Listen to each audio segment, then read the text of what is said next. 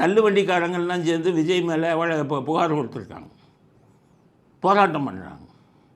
என்ன சொல்லி? விஜய் வந்து திருச்சிக்கு வரும்போது அந்த அவர் ரசிகர்கள்லாம் அந்த கட்டை வண்டி இவங்கெல்லாம் தள்ளு வண்டி வச்சுருந்தாங்கல்ல, அதெல்லாம் சேதப்படுத்திட்டாங்க.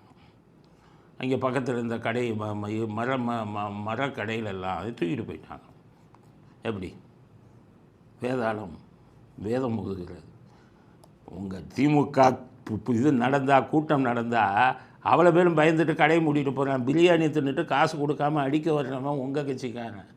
பிரியாணியை வந்து கூட்டத்தில் போட்டுக்கிட்டால் கரண்டியை திருடுறான், வாலியை திட்டுறான், இது பிரியாணியை திருடுறான், உப்பை திருடுறான். திருடர்கள் கூட்டமே உங்கால் தான். அது மட்டும் இல்லாமல் வாழை மரத்தை வெட்டுறான், வாழைக்காயை தூக்கிட்டு போகிறான், காய்கறியை தூக்கிட்டு போகிறான். திருடர்கள் கூட்டம். திருடர்கள் முன்னேற்ற கழகம் தான் உங்கள் கட்சிக்கு வைக்கணும். நீங்கள் திருடாததா? நாட்டில் நீங்கள் திருடாததா? இல்லை இதுங்களெல்லாம் வந்து கூட்டங்கள் நடக்கும்போது உங்கள் திமுக கட்சிக்காரன் திருடாததா? தள்ளுவண்டியாக அவங்கள தூண்டி விட்டுட்டு கேவலமான அரசியலை நடத்தி கொண்டு இருக்கிறார் ஸ்டாலின். நீங்கள் திருடின கதையெல்லாம் உங்கள் ஆளுங்களை சொன்னால் அத்தனை திருடர்களையும் சமூக விரோதிகளையும் உறுப்பினராக வச்சு அவனுக்கு பதவி கொடுத்துருக்கீங்க ஸ்டாலின். நீங்கள் உங்கள் கட்சிக்காரன் வந்துக்கிட்டு என்னமோ நீங்கள்லாம் யோகியர் மாதிரி தள்ளுவண்டிக்காரனை தூண்டி விட்டு புகார் கொடுறா அப்படின்னு சொல்லி கேவலமான அரசியலை நடத்திக்கிட்டு இருக்காங்க அப்படிங்கிறது தான்.